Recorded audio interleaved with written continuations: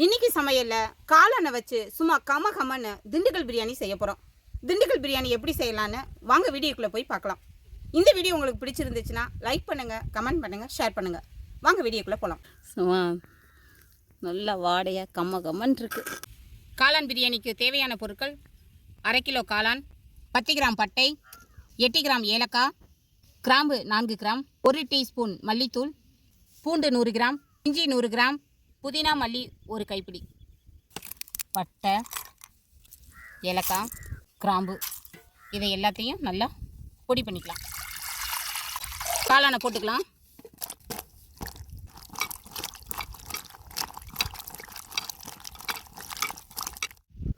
காளானை நல்லா கழுவியாச்சு.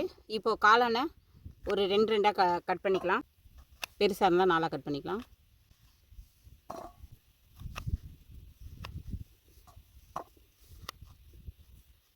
ஒரு கிலோ பிரியாணி ரைஸுக்கு அரை கிலோ காளான் எடுத்திருக்கோம். இப்போது வெங்காயத்தை கழுவிக்கலாம். வெங்காயத்தை நல்லா கழுவிக்கலாம்.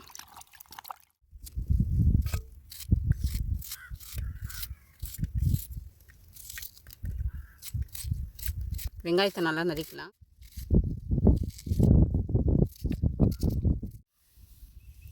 அடுப்பை பற்ற வைக்கிறதுக்கு முன்னாடி அரிசியை ஊற வச்சுக்கலாம். அரிசி ஊறட்டும். அடுப்பு நல்லா எரியுது. இப்போ சமைக்கிறதுக்கு மண்பானை வச்சுக்கலாம். எண்ணெய் ஊற்றிக்கலாம்.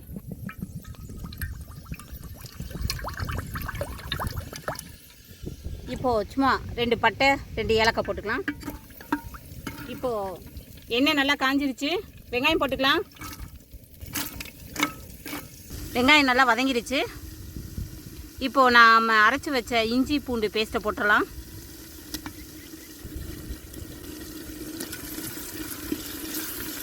நல்லா வதக்கிக்கலாம்.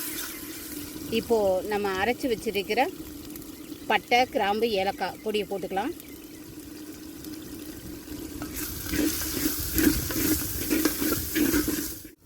இப்போது காளானை போட்டுக்கலாம்.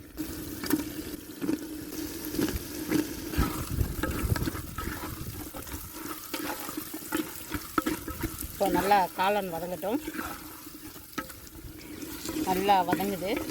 இப்போ நம்ம போட்ட மசாலா எல்லாமே நல்லா காளான் கூட நல்லா மிக்ஸ் ஆகி எப்படி நல்லா எண்ணெய் பிரிஞ்சு வருது பாருங்கள். அடியே பிடிக்கலைங்க, அவ்வளோ நல்லா இருக்குது. நல்லா வதங்கிருச்சு.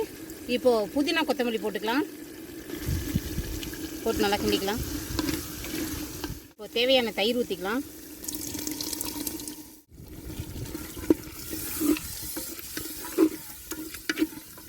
இப்போது தேவையான உப்பு போட்டுக்கலாம்.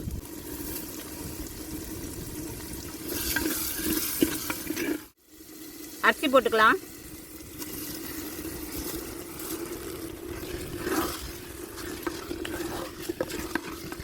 தேவையான தண்ணி ஊற்றிக்கலாம்.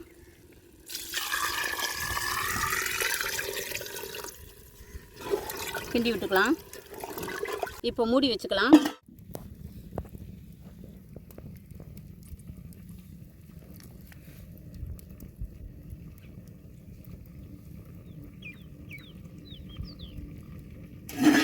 நல்லா கொதிக்குது.